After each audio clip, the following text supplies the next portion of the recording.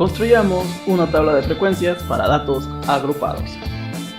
En primera instancia, pues hay que obtener los datos con los que vamos a trabajar.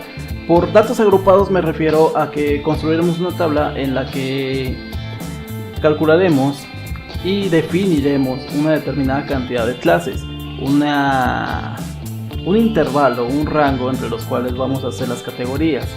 No es como en los anteriores ejemplos donde solamente buscábamos un valor como tal, un nombre, una etiqueta, y con base en este sacábamos solamente sus frecuencias.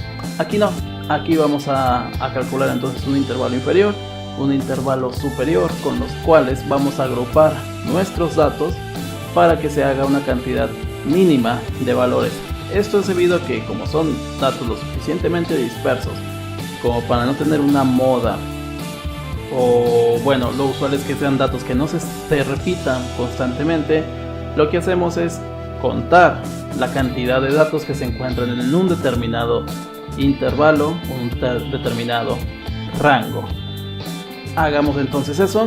Lo que vamos a hacer es trabajar con la estatura de 40 hombres que se obtuvieron de una encuesta de los Estados Unidos.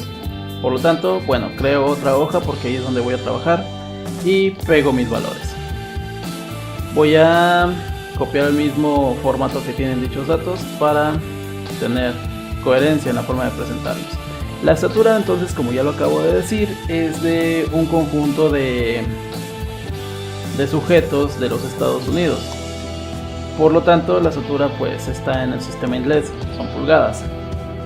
Para tener, digamos, un poquito más de filiación o de sentirnos más, de comprender más estos valores, voy a convertirlos a centímetros, que es el sistema de medidas que utilizamos aquí en países de habla hispana. Y pues bueno, esto es relativamente fácil. Tomo mis valores, mi celda de la columna de la estatura en pulgadas, y lo multiplico por el factor, que es 2.54.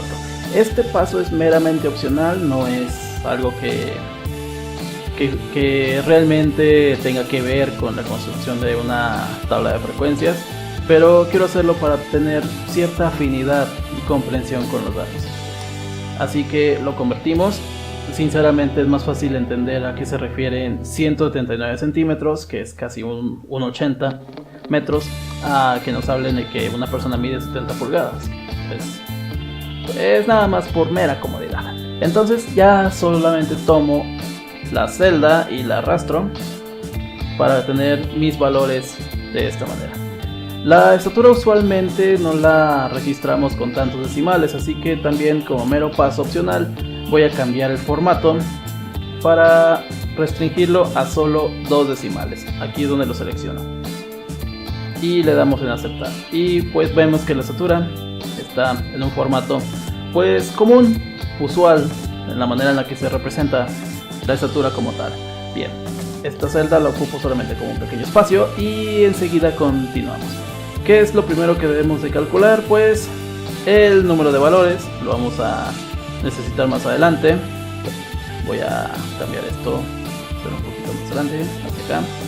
También requeriré seleccionar o pensar en cuántas clases van a ser, y eso es consecuencia del número de valores.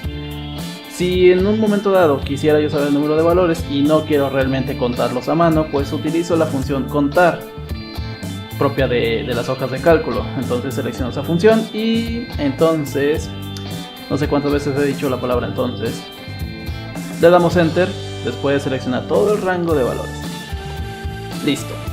El número de clases depende bastante del número de valores, aunque puedo mencionar a estas alturas que existen 2 criterios. El primero es un criterio subjetivo, un criterio que depende de la persona que está analizando los datos. Bueno, ese criterio dice que el número de clases debe siempre oscilar entre un mínimo de 5 y un máximo de 20, dependiendo de la cantidad de valores que tengamos.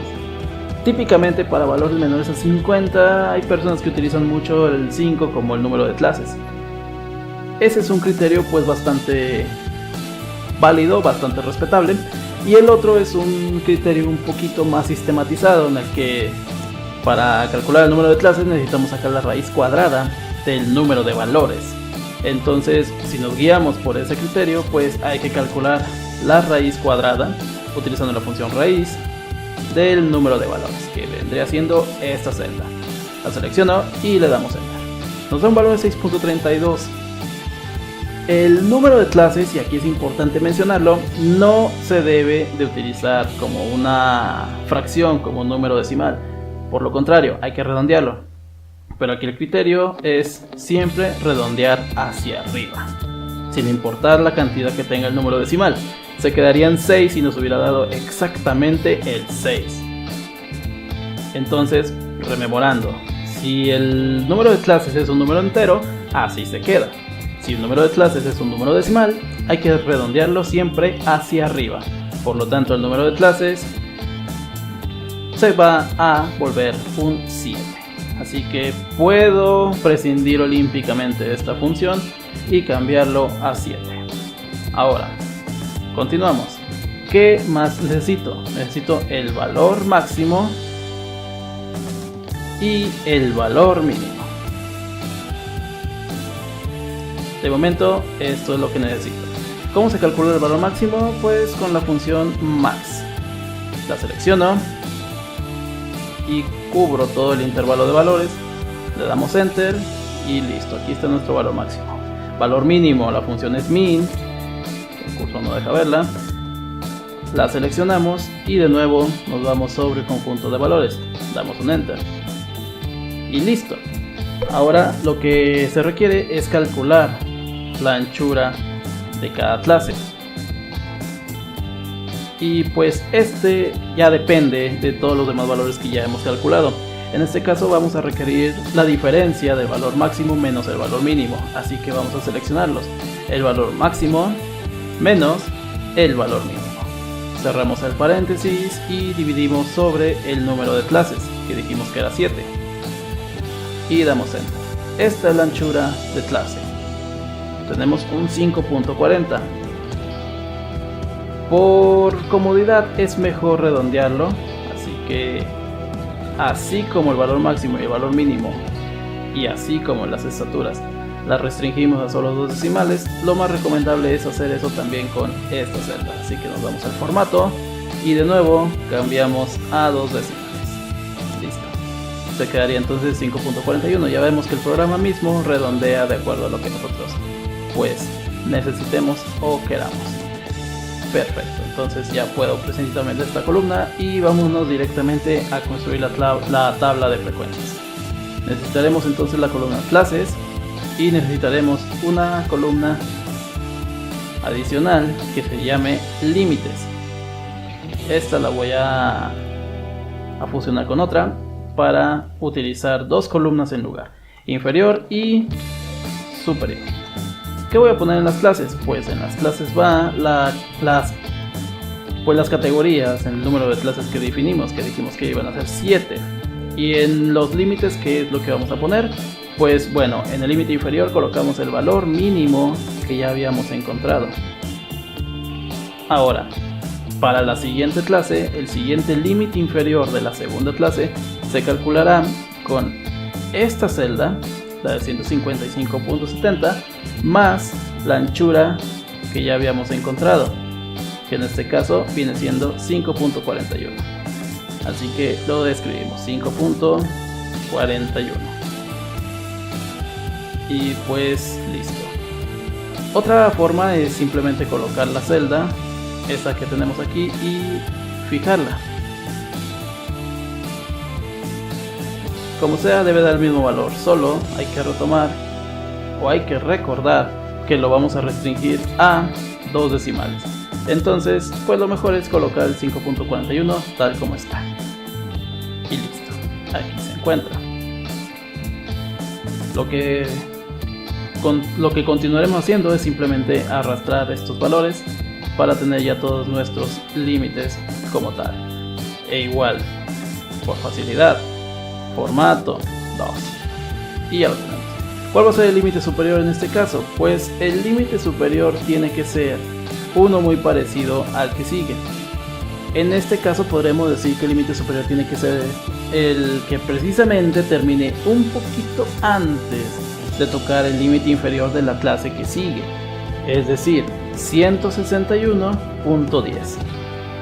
Estamos casi tocando el límite inferior de la clase siguiente, pero no lo tocamos.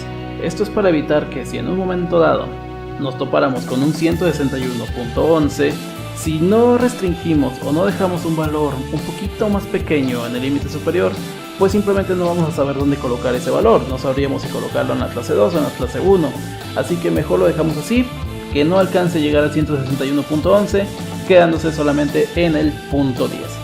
Le damos un enter y ahora la segunda clase, su límite superior tiene que ser pues precisamente la clase anterior, el límite de la clase anterior, más los 5.41 que habíamos definido como la anchura de clase.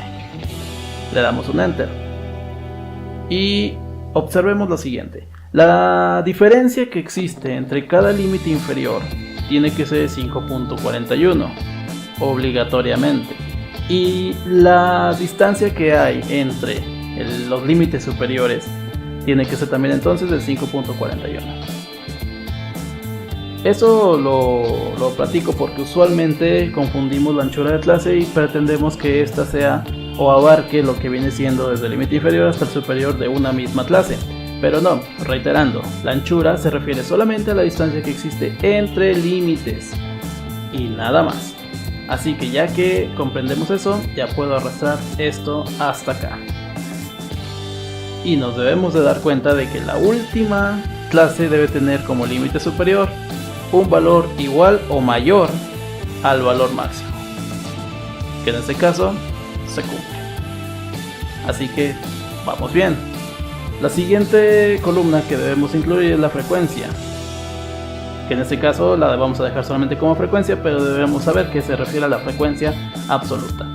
Para esto debemos seleccionar todas las celdas que van a ser afectadas por la matriz, porque vamos a calcular una matriz. Así que seleccionamos todas estas celdas que yo acabo de seleccionar, y así, sin dar ningún clic, sin seleccionar nada más, nos ponemos a escribir la fórmula, que sería frecuencia, y nos pide aquí que introduzcamos los datos, así que vamos a seleccionar los datos originales y luego aquí nos indica que escribamos una coma, y ahora seleccionaremos las clases. Por clases no vamos a colocar las clases que tenemos aquí en esta columna, sino que vamos a colocar los límites superiores, solo esos, solamente los límites superiores. Y atención, no vamos a dar un enter, vamos a presionar 3 teclas a la vez: control, shift y enseguida el enter, sin soltar las primeras 2. Control y shift se encuentran en el extremo izquierdo inferior del teclado, normalmente una arriba de la otra, así que presionamos control, shift y con esas 2 presionadas damos entonces enter. Ya que lo hicimos, tiene que rellenarse todo el conjunto de celdas que nosotros seleccionamos antes de colocar la función. Y bueno, bien. Esta sería entonces nuestra frecuencia absoluta.